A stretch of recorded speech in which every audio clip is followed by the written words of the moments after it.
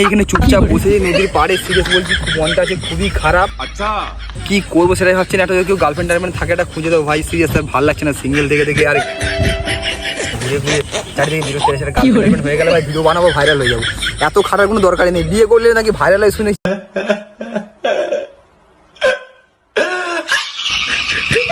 ঠিক আছে বিয়ে করবো, তোমার একটা গার্লফ্রেন্ড খুঁজে দেবো ভাই। কিন্তু চলে এসেছিলাম আমরা কলাঘাটের জ্যামিত্তার। জাস্ট এখানে জায়গাটা কিন্তু সত্যি দুর্দান্ত। আমি আগে অনেকবার এসেছি, বাট আজকেও এলাম। তো ভিডিও সেরকমভাবে দেওয়া হয় না, সেরকম ভিউজ যেত না, ভিডিও দেওয়া হয় না। তো এখন মোটামুটি ভালো ফেসবুকে ভিউজ যাচ্ছে, তো সেই জন্য ভাবলাম ভিডিওটা করি। আর এখন রয়েছে কিন্তু প্রপার কিন্তু জ্যামিত্তা বলে একটা জায়গা রয়েছে, জাস্ট নদীর সাইডে। তোমরা এখানে অফবিট জায়গাটা কিন্তু অবশ্যই আসতে হবে, যারা আমাদের এরিয়া থেকে দেখছো, যারা কলাঘাট থেকে দেখছো বলো পাঁশকুড়া, তাহলে তোমরা এখানে আসতে হবে। জায়গাটা কিন্তু দুর্দান্ত। এছাড়াও কিন্তু এখানে কিন্তু ঝাউ গাছের বনও রয়েছে, তাদেরও বড় একটা বড় মাঠ রয়েছে, বাচ্চাদের এখানে বাচ্চারা খেলে। তাছাড়া এখানে একটা দেখতে পাচ্ছ এরকম ছোটো লঞ্চ টাইপের বা জাহাজ টাইপের কিছু রয়েছে, লঞ্চই বলে আশা করি। এটা কিন্তু পরিত্যক্ত বললেই চলে। আর ওই সাইড দিয়ে কিন্তু তোমার ছোটো ছোটো যে লঞ্চগুলো হয় ওগুলো কিন্তু বানানো হয় ওখানে। তো চলো এখানে ব্লগে অনেক কিছু থাকবে, ভিডিওটা দেখতে থাকো। তো গাইস দেখছো আমরা কিন্তু সেই জাহাজটা কাছে চলে এসেছি। হচ্ছে এখানে আমি তো আগেও এসেছি বা ভিডিও করেছি, তো দেখো কত সুন্দর। আর এদিকে দেখতে পাচ্ছ এই সাইডের দিকে দেখো এই যে টঞ্চগুলো হয় না, যেরকম হয় মাছ ধরা বা তো সুন্দরবনে ইলিশ ফিলিশ ধরে যেরকম সেই বলে কি বলে জানি না, স্ট্রেলার না কি বলে। তো দেখো ওইরকম টাইপের কিছু দেখো এখানে কিন্তু তৈরি হয়। এই জ্যামিত্তা বলার জায়গা রয়েছে, তোমরা অবশ্যই আসতে পারো। এখানে কিন্তু অনেকে ভিডিও শ্যুট করতে আসে, এখানে বেশিরভাগ ভিডিও বলতে গেলে চলে। ওই দেখো দূরে, ওই দেখো ওইখানেও কিন্তু হচ্ছে কাজ। তো চলো ওইদিকেও কিন্তু আমরা যাবো। আগে আমরা কিন্তু এই সাইডে চলে এসেছি। আর এখানে দেখো নিচড়া বোর্ডে পুরো ফাঁকা, পুরো স্পিড বোর্ডের মতো টাইপের। দেখো এটা কিন্তু বছর 5-7 উপরে কিন্তু এই যে জাহাজটা বের হয়েছে, এটা কিন্তু পড়েই আছে বললেই চলে। আর আমি তো মাঝে মাঝে আসি, সেরকম ভিডিও দেই। আর তো দেখো এখানে ইকো হবে, দেখো হ্যালো হ্যালো হ্যালো ইকো হচ্ছে দেখো এখানে।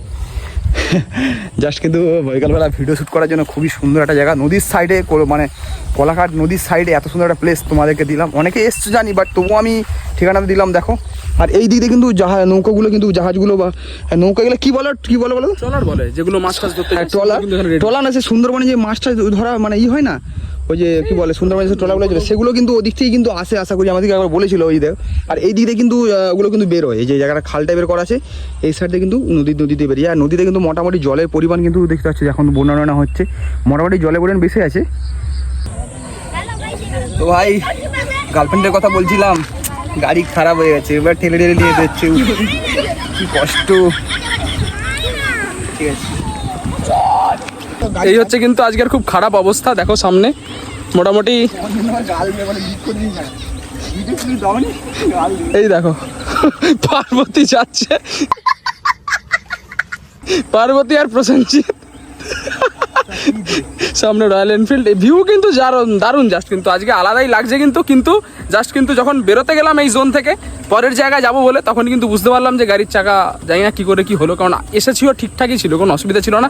এমনকি কিন্তু হাওয়াও ভরেছি গাড়িতে, তারপরেও হাওয়া বেরিয়ে গেল, আমাদেরও বেরিয়ে গেছে। আর ঠেলো গরম লাগছে। চলো তো আমরা জায়গাটা গেল ওইদিকে আমরা ছিলাম, ওই যে জাহাজটা আমরা ঘুরে ঘুরে এলাম। এই যে ঝাউ বাগানটার কাছে আসছি, ডান দিকে একটা ঝিল রয়েছে, তো ওই ঝাউ বাগানে যাবো কিছু ভিডিও শ্যুট করার জন্য। আর মোটামুটি বিকালবেলা এখানে অনেক লোকই আসে ঘুরতে আসার জন্য বলো, কাটা সব কিন্তু আড্ডা হচ্ছে। কাকা ভালো আছো? কাকা কিছু বলেনি, ঠিক আছে চলো আমরা কিন্তু যাবো এই সাইডের দিকে। দেখে সময় খারাপ যাচ্ছে, গাড়িটা খারাপ হয়ে গেছে, মোটামুটি বাতাস চলে ঠিক আছে। বড় জায়গাটা দেখে আমার মনে পড়লো আমি আগে কিন্তু এখানে এসেছি, আর এখানে কিন্তু পিকনিক স্পট এটা। তো আমরা অনেক দু আড়াই বছর আগে এসেছিলাম, পিকনিক স্পটের দিকে রয়েছে। এখানে অনেকে পিকনিক করতে পিকনিক স্পট রয়েছে দেখতে পাচ্ছ। আর এদিকে এই যে ঝাউ বাগান, ওই ঝাউ বাগানে আমরা যাবো কিন্তু। আর এইখান থেকে কিন্তু খাঁড়াই রাস্তা থেকে আমাদের নামতে হবে। চলো যাওয়া যায়, দৌড়ো। ঝাউ বাগানে ওখানে যাবো, আর কিছু ভিডিও শ্যুট নেবো একটা রিলসের জন্য। হ্যাঁ কেদারনাথ ট্র্যাক করা লোক ভাই, কোনো অসুবিধা নেই। কেদারনাথ তো আমরা ট্র্যাক করছি সিরিয়াস। কি করে যে মানে 24 কিলোমিটার বলে ভাই জানি না। সবাই তো যখনই কাউকে জিজ্ঞাসা করি বলে কত দূর, বলে ওই সামনে, ঠিক আছে। আর আমরা আসার সময় কিন্তু ওরকমই মজা করছিলাম সবার সাথে। হ্যাঁ তো চলো পুরো জঙ্গলের ভিতর দিয়ে আমরা যাচ্ছি ওই দিকটার দিকে।